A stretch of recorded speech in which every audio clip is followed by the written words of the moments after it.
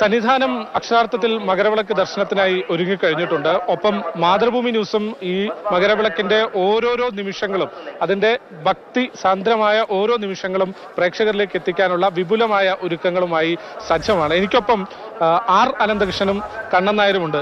കണ്ണേട്ടാ നമസ്കാരം. അനന്തേട്ടാ സ്വാമി ശരണം. ഞാൻ പറഞ്ഞു വരികയായിരുന്നു, അതായത് ഞാൻ മണ്ഡലകാലം പലപ്പോഴായിട്ട് റിപ്പോർട്ട് ചെയ്തിട്ടുണ്ടെങ്കിലും മകരവിളക്ക് കാലം, അതും മകരവിളക്ക് ദിവസം ആദ്യമായിട്ടാണ് റിപ്പോർട്ട് ചെയ്യാൻ വന്നത്. മകരവിളക്കിൽ ഒരു കന്നിസ്വാമിയാണ് ഞാൻ. നിങ്ങൾ ഗുരുസ്വാമിമാരും ധാരാളം, എനിക്ക് തോന്നുന്നു ഒരു 10-20 തവണ മകരവിളക്ക് റിപ്പോർട്ട് ചെയ്തിട്ടും കണ്ടിട്ടും ഒക്കെ ഉണ്ടാവുമല്ലോ. സ്വാഭാവികമായിട്ടും ആ അനുഭവങ്ങളും എന്താ പറയുക, ആ ഒരു പുണ്യവുമൊക്കെ നുകർന്നുകൊണ്ടാണ് ഇന്ന് അടുത്ത മകരവിളക്കിനായി, നാളെ മകരവിളക്കിനായി നമ്മുടെ സംഘം തയ്യാറെടുക്കുന്നത്. എന്താണ് നമ്മൾ മാതൃഭൂമി ന്യൂസ് പ്രേക്ഷകർക്കായി ഒരുക്കിയിട്ടുള്ളത്? അശ്വജിത്ത്, മാതൃഭൂമി ന്യൂസ് പൂർണ്ണ സജ്ജമാണ് മകരവിളക്ക് റിപ്പോർട്ട് ചെയ്യാൻ വേണ്ടിയിട്ട്. എല്ലാ സജ്ജീകരണങ്ങളും നമ്മൾ ഒരുക്കിയിട്ടുണ്ട്. നാളെ മകരവിളക്ക് ദിവസം രാവിലെ 7 മണി മുതൽ വൈകിട്ട് ദീപാരാധന കഴിഞ്ഞ് പൊന്നമ്പലമേട്ടിൽ മകരവിളക്ക് തെളിയുന്നതും മകരജ്യോതിസ് ആകാശത്ത് ഉദിക്കുന്നതും ഒക്കെയുള്ള ചടങ്ങുകൾ ഒരു തടസ്സവുമില്ലാതെ അതിൻ്റെ എല്ലാം ആ ഭക്തിസാന്ദ്രമായ എല്ലാ ഭക്തിസാന്ദ്രതയും ഉൾക്കൊണ്ടുകൊണ്ട് ആ ദൃശ്യങ്ങൾ നമ്മൾ പ്രേക്ഷകരിലേക്ക് എത്തിക്കുകയും ചെയ്യും. ഇന്നിപ്പോൾ മകരവിളക്കിന് തൊട്ട് തലേ ദിവസമാണ്. അതിസുന്ദരമായ ഒരു പ്രഭാതം സന്നിധാനത്ത്. ഇളം ചൂടുള്ള വെയിലുണ്ട്.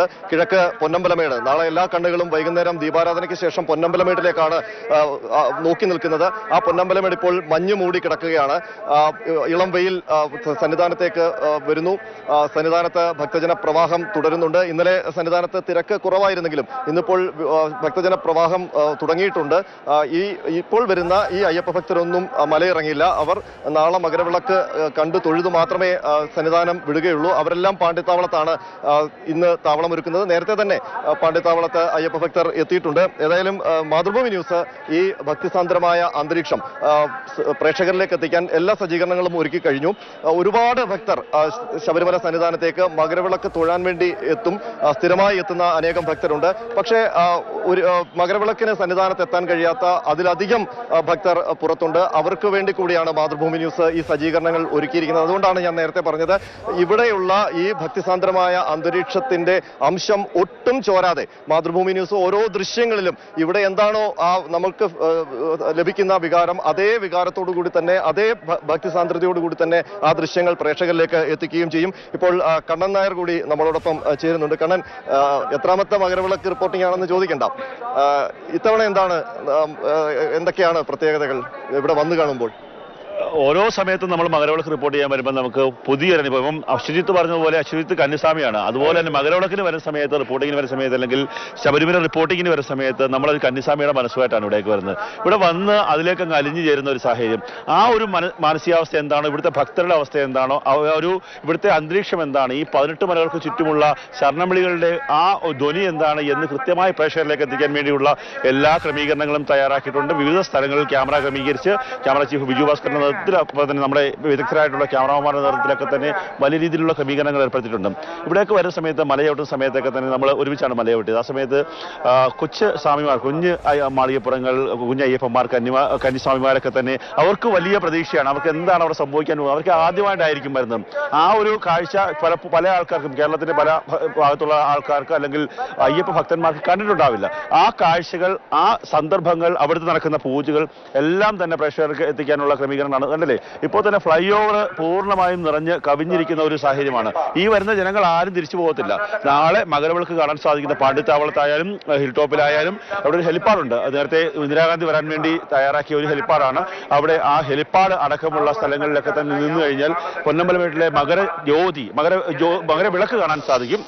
ആ മകരവിളക്ക് കാണാൻ സാധിക്കുന്ന സ്ഥലങ്ങളിലെല്ലാം തന്നെ ജനങ്ങൾ തമ്പടിക്കും വലിയ രീതിയിൽ. ഇന്ന് രാത്രി നമ്മൾ പാണ്ഡ്യത്താവളത്ത് പോയ സമയത്ത് അവിടെ ഭജനകൾ മാത്രമാണ്, ശരണം വിളികൾ മാത്രമാണ്. അവിടെ എത്ര കിടക്കാൻ സ്ഥലമില്ലെങ്കിൽ, അല്ലെങ്കിൽ തണുപ്പാണെങ്കിൽ മണ്ണിൽ കിടക്കണമെങ്കിൽ മണ്ണിൽ കിടക്കണം, അങ്ങനെയൊക്കെയുള്ള ആൾക്കാർ 41 ദിവസം വ്രതമെടുത്തേക്ക് വരുന്ന ആൾക്കാരാണ്. ശബരിമലയുടെ പ്രത്യേകത, ഈ ക്ഷേത്രത്തിന് മാത്രമേ ഇത്തരത്തിലുള്ള പ്രത്യേകതയുള്ളൂ. കാര്യം ഇവിടേക്ക് വരുമ്പോൾ മാല ഇട്ട് കഴിഞ്ഞാൽ, മുദ്ര അണിഞ്ഞു കഴിഞ്ഞാൽ അവർ അയ്യപ്പൻ ആയി എന്നുള്ളതാണ് വിശ്വാസം. പിന്നെ 41 ദിവസം അവർക്ക് അവരുടെ ലൗകിക സുഖങ്ങളെല്ലാം ഉപേക്ഷിച്ചുകൊണ്ട് അവർ മത്സ്യമാംസാദികൾ ഉപേക്ഷിച്ചുകൊണ്ട് അയ്യപ്പനിലേക്ക് അല്ലെങ്കിൽ ഭഗവാനിലേക്ക് വിലയം പ്രാപിക്കുന്ന ഒരവസ്ഥയാണ്. 41 ദിവസം കഴിഞ്ഞ് ഇരുമുടി തലയിലേന്തി 18-ാം പടി ചവിട്ടി മുകളിലേക്ക് എത്തുമ്പോൾ നമ്മൾ ആദ്യം കാണുന്നത് തത്വമസി എന്നുള്ള ഒരു ആപ്തവാക്യമാണ്. അതായത് നീ ആരെ തേടിയാണോ ഇവിടേക്ക് വന്നത് അത് നിന്നിൽ തന്നെയാണ്, ഈശ്വരനും ഭഗവാനും ഭക്തനും ഒന്ന് തന്നെയാണ്, നീ ഈശ്വരൻ തന്നെയാണ് എന്നുള്ള ആ സങ്കല്പത്തിലേക്ക് എത്തുന്ന ഒരു ക്ഷേത്രം. അങ്ങനെ ഒരു ക്ഷേത്രം അല്ലെങ്കിൽ അങ്ങനെ ഒരു ആരാധനാലയം ഇവിടെ ഉണ്ടെങ്കിൽ അല്ലെങ്കിൽ ലോകത്തുണ്ടെങ്കിൽ അത് ഈ ശബരിമല മാത്രമാണ്. നമ്മൾ നേരത്തെ റിപ്പോർട്ട് ചെയ്ത സമയത്തൊക്കെ തന്നെ പല സ്ഥലങ്ങളിൽ നിന്ന് ചിലപ്പോൾ വിദേശ രാജ്യങ്ങളിൽ നിന്നൊക്കെ ആൾക്കാർ, റഷ്യയിൽ നിന്നും മലേഷ്യയിൽ നിന്നൊക്കെയുള്ള ആൾക്കാർ വരുന്നുണ്ട്. അവരെല്ലാ വർഷവും മണ്ഡലകാലത്ത് അല്ലെങ്കിൽ മകരവിളക്ക് സീസണിൽ ഇവിടേക്ക് എത്തും. കാര്യം അവർക്ക് അയ്യപ്പനോടുള്ള ഭക്തി, ഒപ്പം തന്നെ ഈ മല കയറി വരുന്ന ആ ഒരു സൗന്ദര്യം ആസ്വദിക്കുക, അങ്ങനെയൊക്കെയാണ്. ആരും ഏത് ദേശക്കാർ വന്നാലും ഏത് ഭാഷക്കാർ വന്നാലും ഏത് വിശ്വാസികൾ വന്നാലും. ഇന്നലെ ഞാനൊരു ഇറ്റാലിയിൽ നിന്ന് വന്നൊരു സ്വാമിയുമായിട്ട് സംസാരിച്ചിരുന്നു. ഇതേ അനുഭവമാണ് അവർ പങ്കുവെച്ചത്. വർഷങ്ങളായിട്ട് അവര് ഒരു സുഹൃത്തിൽ നിന്നാണ് ശബരിമലയെ കുറിച്ച് കേട്ടറിഞ്ഞത്. കഴിഞ്ഞതിന് മുന്നത്തെ വർഷം ശബരിമലയിൽ വന്നു, ഇത്തവണ വീണ്ടും വന്നു. അങ്ങനെ ഒരു തവണ എന്നതല്ല, ഒരു തവണ അയ്യപ്പനെ വന്ന് കണ്ടാൽ ഓരോ വർഷവും വീണ്ടും വീണ്ടും ആ സന്നിധിയിലേക്ക് ആകർഷിക്കുന്ന എന്തോ ഒന്നുണ്ട് അല്ലെ?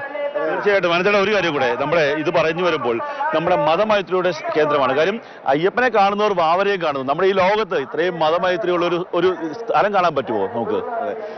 ഇപ്പൊ അശ്വജിത്ത് പറഞ്ഞപ്പോഴാണ് ഈ റഷ്യയിൽ നിന്നും മറ്റു സ്ഥലങ്ങളിൽ നിന്നുമൊക്കെ ഒരുപാട് അയ്യപ്പ ഭക്തർ വരുന്നുണ്ട് ഇങ്ങോട്ട്. അപ്പോൾ വീണ്ടും വീണ്ടും അവരെ വരാൻ പ്രേരിപ്പിക്കുന്നത് എന്താണ് എന്നുള്ളത് ഒരു അത്ഭുതമാണ്. കാരണം ഒരുപാട് ത്യാഗങ്ങൾ സഹിച്ചാണ് ശബരിമലയിലേക്ക് എത്തേണ്ടത്. 41 ദിവസം വ്രതം, എല്ലാ നിയന്ത്രണങ്ങളും, നമ്മളുടെ ശീലങ്ങളിലൊക്കെ ഒരുപാട് നിയന്ത്രണങ്ങൾ വരുത്തേണ്ടതുണ്ട്. അതിനൊപ്പം തന്നെ ശബരിമല സന്നിധാനത്തേക്കുള്ള ഒരു പ്രയാണം, അത് കഠിനമായ പ്രയാണം തന്നെയാണ്. കാരണം മുമ്പ് നമ്മൾ അല്ലെങ്കിൽ അയ്യപ്പ കീർത്തനങ്ങളിൽ തന്നെയുണ്ട് കല്ലും മുള്ളും കാലിക്കും മെത്തയെന്ന്. കല്ലും മുള്ളും കാലിന് മെത്തയാക്കിക്കൊണ്ട് അയ്യപ്പന്മാർ, അപ്പോൾ എന്തുമാത്രം ഘോരമായ വനത്തിലൂടെയാണ് ഒരു കാലത്ത് അയ്യപ്പന്മാർ സന്നിധാനത്തേക്ക് എത്തിയിരുന്നത്. ഇപ്പോൾ കാലം മാറി, എല്ലാ ആധുനിക സജ്ജീകരണങ്ങളും ലോകത്ത് വന്നു കഴിഞ്ഞു. പക്ഷെ അപ്പോൾ പോലും ശബരിമലയിൽ എത്തണമെങ്കിൽ ഒരല്പം കാഠിന്യവും അധ്വാനവും ഒക്കെ വേണം. പമ്പയിൽ നിന്ന് സന്നിധാനത്തേക്ക് മല കയറി വരുമ്പോൾ സുദീർഘമായ അതികഠിനമായ 2 മലകൾ കയറി വേണം എത്താൻ. അപ്പോൾ അങ്ങനെയുള്ള കഠിനമായ അവസ്ഥകളിലൂടെ, പിന്നെ നമ്മൾ കഴിഞ്ഞ ദിവസങ്ങളിലൊക്കെ മണ്ഡലകാലത്തൊക്കെ കണ്ടതാണ് വാർത്തകളിൽ, ഒരുപാട് നേരം ക്യൂ, 12 മണിക്കൂറും 18 മണിക്കൂറും ഒക്കെ ക്യൂ നിന്ന് കുട്ടികളും പ്രായമായ മാളികപ്പുറങ്ങളും ഒക്കെ. അപ്പോൾ ഈ ത്യാഗങ്ങളെല്ലാം സഹിച്ച് അയ്യപ്പനെ ഒരു സെക്കൻഡ് കൂടി വന്ന 10 സെക്കൻഡേ കാണാൻ പറ്റുമോ? പെട്ടെന്ന് തൊഴുതു പോകും. അതെ അതെ അതെ, അങ്ങനെയൊക്കെ നമ്മൾ ഒരുപാട് ചെറുപ്പത്തിലൊക്കെ അനുഭവിച്ചിട്ടുണ്ട്. അപ്പോൾ ആ അനുഭവങ്ങളിലൂടെയൊക്കെ വന്ന് ഇവിടെ നിന്ന് പ്രസാദം വാങ്ങി മടങ്ങി കഴിയുമ്പോൾ അവരുടെ മനസ്സിൽ തീർച്ചപ്പെടുത്തുന്നത് അടുത്ത തവണ ഇതേപോലെ വരണമെന്നാണ്.